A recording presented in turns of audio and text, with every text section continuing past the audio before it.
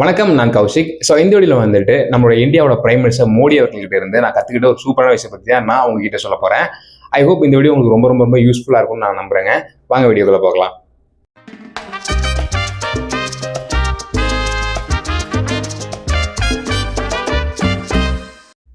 Okay, first வந்து நான் மோடி அவர்களை பற்றி ஒரு ஷார்ட் ஸ்டோரி சொல்லிடுறேன், அவங்க எங்கிருந்து வந்தாங்க அப்படின்றது.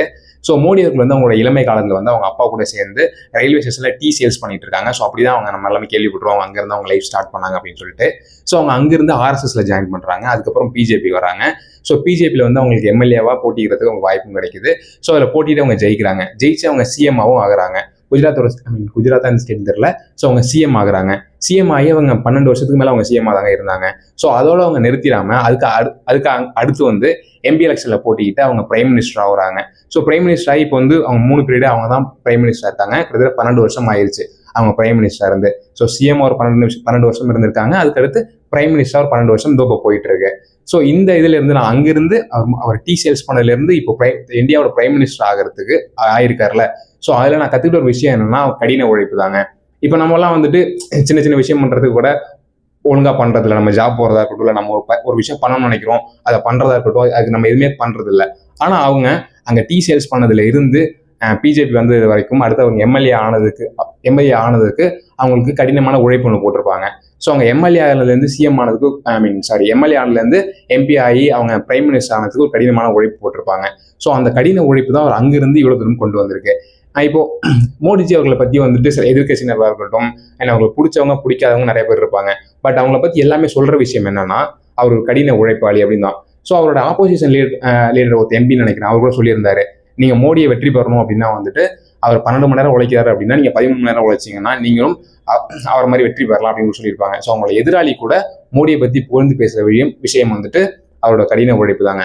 நம்மளோட லைஃப்ல அடுத்த ஸ்டெப் போகணும் அப்படின்னு நினைச்சோம் அப்படின்னா கடினமா உழைக்கணுங்க. இப்போ வந்து நம்ம எல்லாமே கடினமா உழைக்கணும்னு சொல்லிட்டு சும்மா டிஸ்ட்ராக்ஷன் ஆயிடும். எல்லாருமே ஒரு விஷயம் பண்ணணும்னு நினைக்கிறோம், நம்ம பண்ண மாட்டோம்.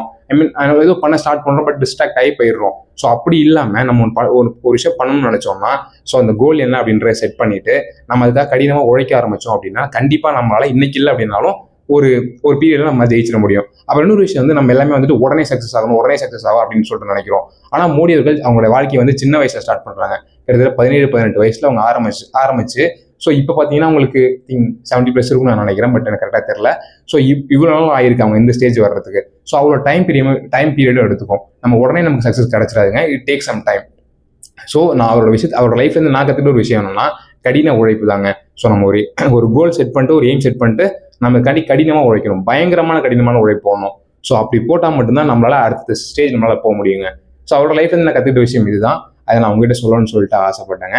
கண்டிப்பாக இதை நீங்கள் பயன்படுத்தின்னு நம்புறேன். நானும் இந்த விஷயத்துக்கு அப்புறம் என் லைஃப்ல நான் வந்து இம்ப்ளிமெண்ட் பண்ணி அடுத்த ஸ்டெப்ஸ் போகணும் அப்படின்னு சொல்லிட்டு நான் ஆசைப்படுறேன்.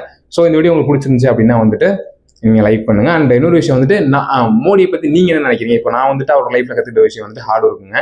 ஸோ அவரோட லைஃப்ல நீங்கள் என்ன விஷயம் கற்றுக்கிட்டீங்க அப்படின்றதே கமெண்ட்ல சொல்லுங்க, நானும் தெரிஞ்சுக்கிறேன். அடுத்த வீடியோல பார்ப்போம். பாய்ங்க.